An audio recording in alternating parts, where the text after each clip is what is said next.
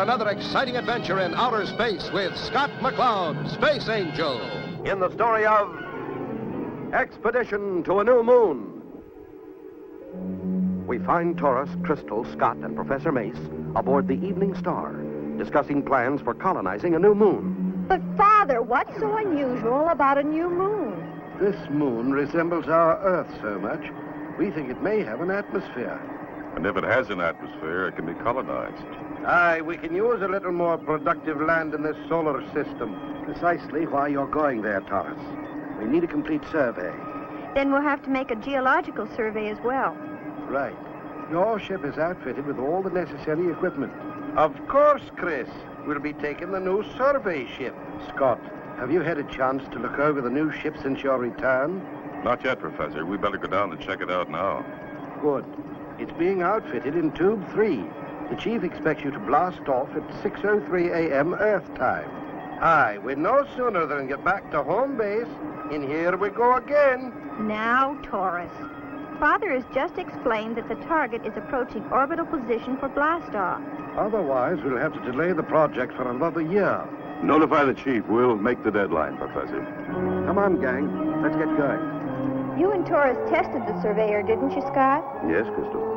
But the instrumentation wasn't complete at the time. We still have a lot of equipment to check out. There she is. That's going to be our home for a while. How do you like the Surveyor, Chris? It's a beautiful ship. It's probably the most completely equipped survey ship ever built, with all the equipment necessary to do a geological survey. The control section can be ejected and act as a landing sphere. I'd feel more at home in the Starduster. This ship is too slow. Taurus, this is a survey mission, not a space race. There goes our moonmobile aboard. It's built to travel over any kind of terrain. It's going to come in real handy. Aye, Skipper. I'm glad they remembered spacemen are allergic to walking. Ha ha ha. Okay, gang, let's get aboard and check this baby out. Got to be ready for blastoff at 0600 in the morning. Now hear this. Clear the tube for blastoff.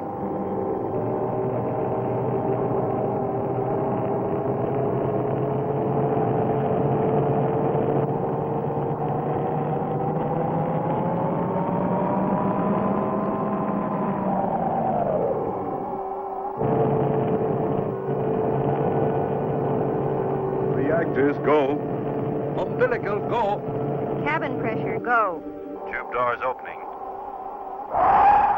Ready and counting. 10, 9. Angle of blastoff 320, vector 4. Correcting angle. Trajectory angle, go. Increasing power. OS 3, 2, 1, 0.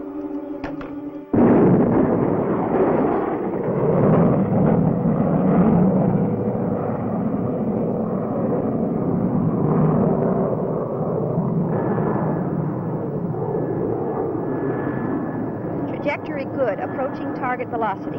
Counted. Roger. 5, 4, 3, 2, 1. Shut off. A-OK, we're in free flight. Oh, this baby's got a kick like a mule. What's the matter, Taurus? Can't you take it anymore? There is more pounds of me to be pressed than there is of you, lass. That's for sure. Check the course, Chris. Right on target, Scott. 2 points off the twin star mirror. Right. And our flight plan velocity should get us there in 12 space periods. So we may as well relax and enjoy the scenery. Except for one thing, Taurus. We'll be getting into an uncharted area.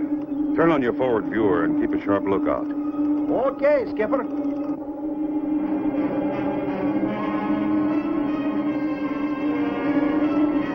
Where will this new assignment into uncharted areas take Crystal, Scott, and Taurus? Be sure and see the next exciting episode of Space Angel.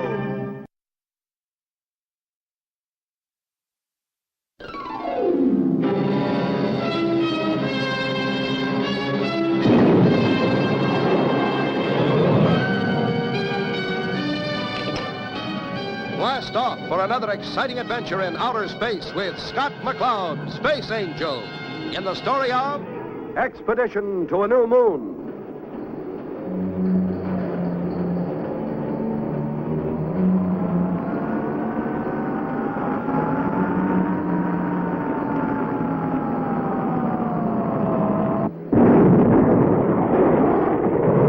Last time, Scott, Taurus, and Crystal were instructed to board a new survey ship and venture into an uncharted area where they were to explore a new moon. The survey ship is now approaching its destination, where they must land and prepare for their expedition. There it is. Take a look in your viewer. Mirror, the red giant. Look at the size of those suns, Skipper. If we took our solar system and placed our sun in the middle of that red star, Mars would barely touch the surface. That's big. Scott, center focus 20 degrees east and south. There's our moon. She's sure coming up fast, Skipper. Yes, we're intercepting its orbit head on. Prepare to reduce speed. Aye, Skipper. DX tubes ready for firing, sir. Give us a gravity count, Chris. 0.1, 0.2, 3, 4, 5. Deflect 2 degrees out. Fire 3.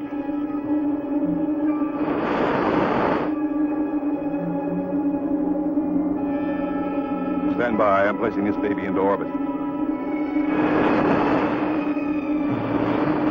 We're in orbit, Scott. Taurus, prepare the landing sphere. Aye, Skipper. We're going to take a trip downstairs. There doesn't appear to be any atmosphere, Scott. We'll soon find out, Chris. We're sure not going to go without our space helmets.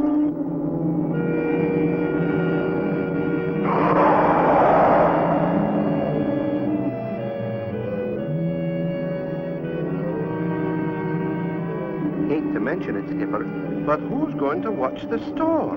We can control the surveyor by remote control. When we land, we'll set up a station. That'll be our home base for a while. We'll land this big baby after we prepare a pad. Just thought I'd ask.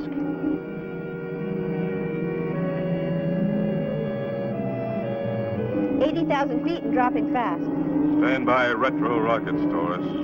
Aye, lad. This is strange, Scott. The gravity indicator keeps switching. Now it's negative. There it goes again. Reading. Well, now it's just about double Earth's gravity. So how do you make a landing, Skipper? We may begin hopping like a jackrabbit in another minute. 40,000. Fire retros. Must be gravity strips. Let's pick one and try it. Aye, Skipper.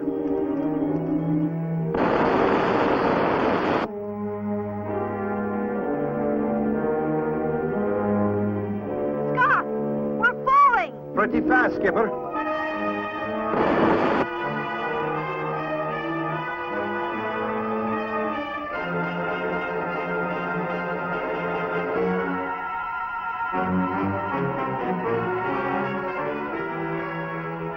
Phew. Good work, Skipper. That landing was much softer than I expected. I share your sentiments. Now let's roll at the moon buggy and see what the climate's like outside. What's the oxygen indicator suggest, Taurus? There's an atmosphere, lad, but we can't breathe it. But if there's air, It's frozen. See that funny-looking iceberg? There's your atmosphere. That might just explain the crazy gravity on this moon. How do you mean, Skipper? At double Earth's gravity, the air must have been pulled down and formed into these glaciers. Notice how they appear in rows? Well, now that you mention it.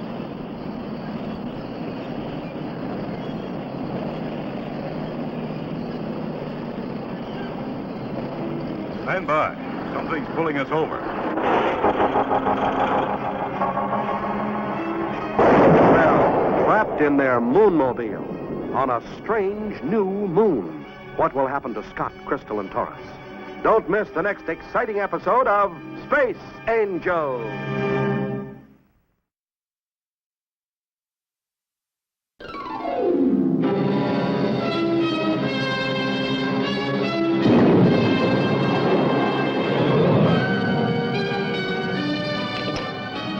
Blast off for another exciting adventure in outer space with Scott McCloud, Space Angel, in the story of Expedition to a New Moon.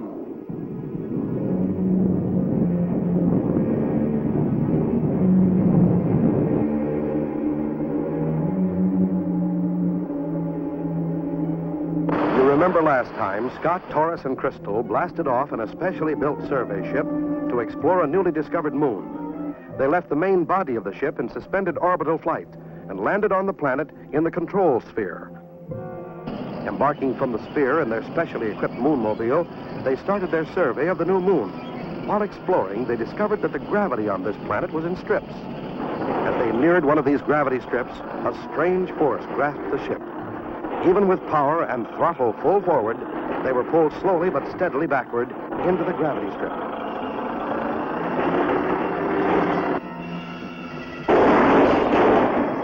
Right? I can't seem to move, Skipper. I feel so heavy. It's hard to breathe, Scott. We're caught in one of those gravity belts. If I can activate this engine again.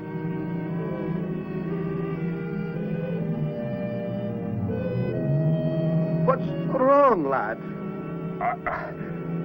I can't reach it. I think I can make it.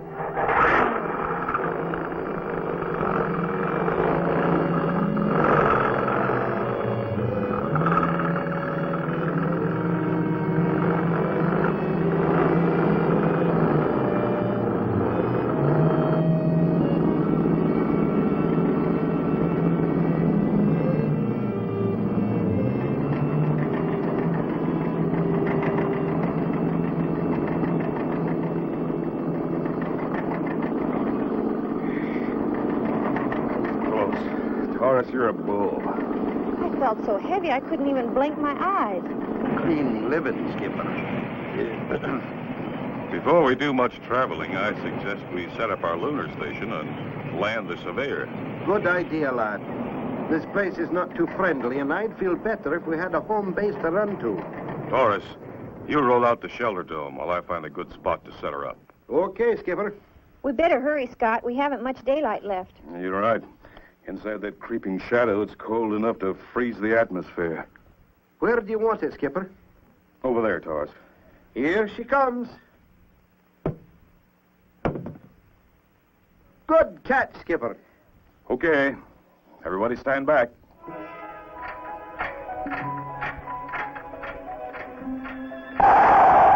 Watch closely, lass, and you'll see how a king-sized igloo is hatched. That should give us ample living quarters. Now let's attach the landing sphere and set up housekeeping.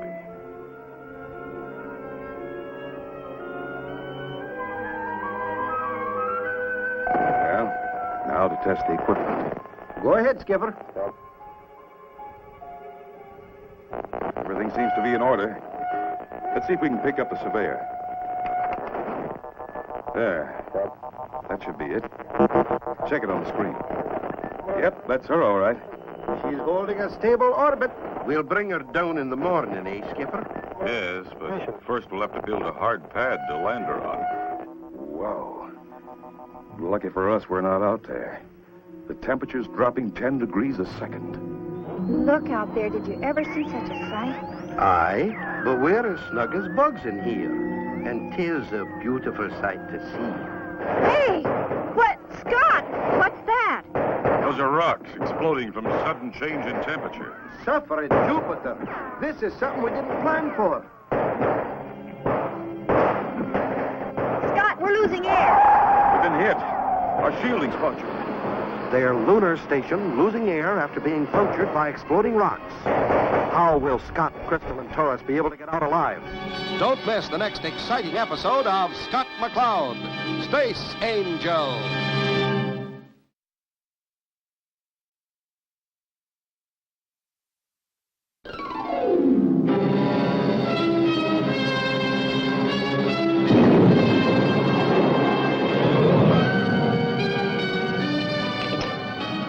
Blast off for another exciting adventure in outer space with Scott McCloud, Space Angel, in the story of Expedition to a New Moon.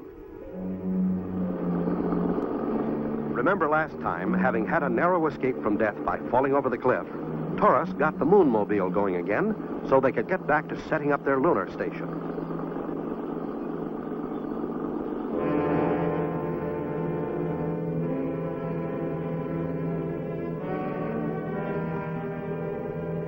Having set it up and checked to see if the surveyor was holding a stable orbit, Mira, the red giant, started a series of explosions. Rocks punctured their lunar house, and it started to collapse from lack of pressure. Quick, Taurus. Flip on our auxiliary compressor. Aye, Skipper. Give us a pressure reading, Chris. 8.5 pounds and dropping. Pressure suits, lad? No time. We'll never make it. Pressure at 6.3, Scott. This is it, Skipper? Now what's the reading, Chris? It's still holding at 6.3 pounds. I don't get it. Pressure at 8.5 pounds and rising. Ever hear of an old-fashioned self-sealing inner tube, Taurus? Well, if that isn't the blasted... Of course. This station's nothing but a flat inner tube. I'll be darned. Of course, if we'd been hit by a really large fragment, I wouldn't have been so confident. You dog. You could have told us. I was frantic. How about you getting your father on the televiewer, Chris? He'll want to know what we found on this moon. Yes, sir. Right away. Yes, Dad. And the atmosphere is frozen in strip. Frozen atmosphere, eh? Scott, what happens when ice is heated? It melts, then turns to steam, Professor. Exactly. Now listen and listen carefully. You are going to try a little experiment. Go ahead, Professor. Basically, what we are going to attempt is utilize kinetic energy derived from the various gravity belts on your moon. This friction should generate a continuous heat. But, Professor, wouldn't that create a flood condition? Possibly, if the heat generated were not hot enough. To ensure against this possibility, you are going to plant a thermonuclear activator within the depths of the moon. Now. All clear, Scott? I've got you, Professor. We'll contact you later. Over. Good luck. Out. Well, let's get busy. Following Professor Mace's instruction, they planted the magnetic electrodes at strategic points between the gravity belts. How far from the next gravity belt, Taurus? Almost there, Skipper. Okay, slow down. There it is.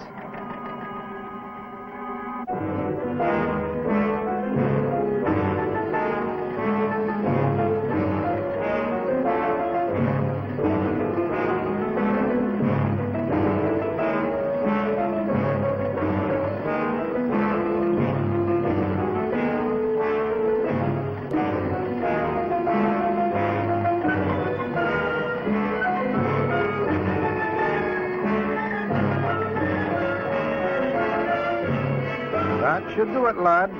We've planted almost 200 of these magnetic electrodes. All right, back to the station. This next step is a doozy. I don't mind telling you, Skipper, I was scared silly when we planted that thermonuclear activator. What if it had gone off? Nothing could happen unless we trigger it. And that doesn't occur until we're a safe distance out in space. Then our job here is about finished, eh, Skipper? As soon as I check our circuits, we'll bring our ship out of orbit and blast off. Good. I'll prepare the landing pad while you're doing that.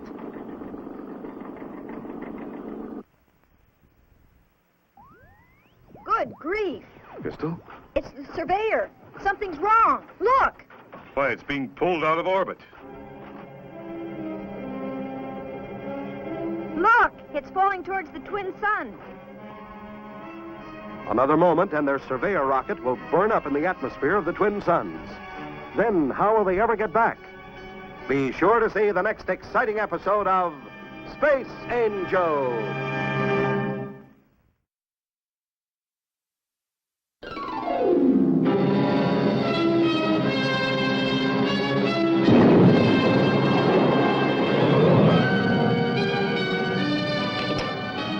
Blast off for another exciting adventure in outer space with Scott McCloud, Space Angel, in the story of Expedition to a New Moon.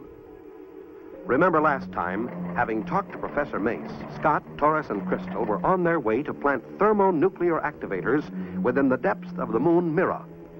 Having planted over 200 electrodes, which would not be triggered until they were out in space, they left for the Surveyor rocket, only to find Mira's magnetic field pulling it out of orbit. Quick, Taurus. Activate remote controls on the Surveyor. Aye, Skipper. Activated. Engines on. Facing Mira Suns, Taurus. Maybe we can blast her out. Pressure up, lad. Fire when ready. Stand by.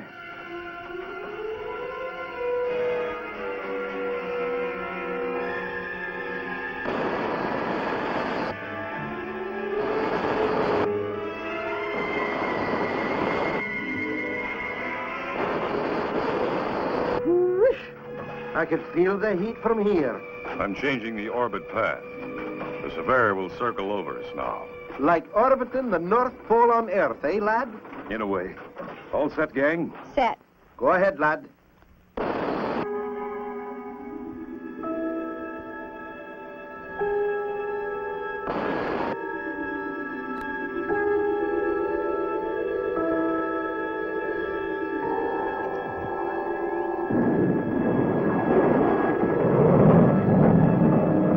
Switching to ILS, Chris. She's on the beam, Scott. Okay, Taurus, looks good. Extend landing legs. Roger, Skipper.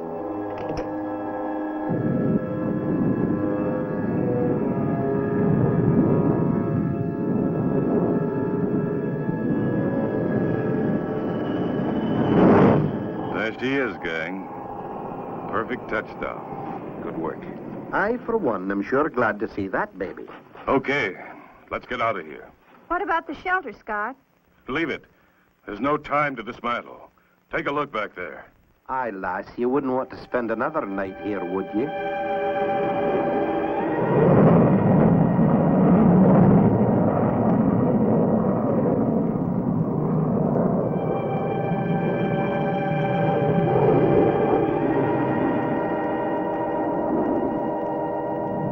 Taurus, reading.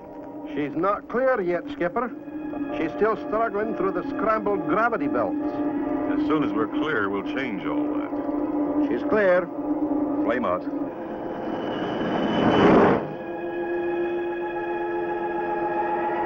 She's in free fall.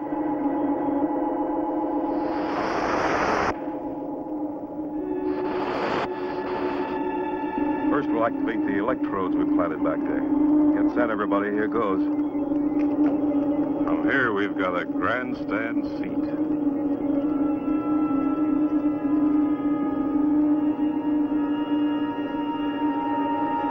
How much longer, Skipper? Just a couple of seconds now. It's working. Father was right. A beautiful sight. An Earth being born right before our eyes. This is fantastic. Look at that. What a spot for an asparagus ranch. That has to be the place. It looks like Earth in its formative stage. Just think. In a few hundred years, there'll be cities down there. People working, a whole new life taking shape. Aye, Skipper. But I sure hope we get back down there before then. Why, Taurus? Oh, soon those trout streams are going to be jumping. And I sure would like to do some fishing before those Sunday picnickers start to clutter them up.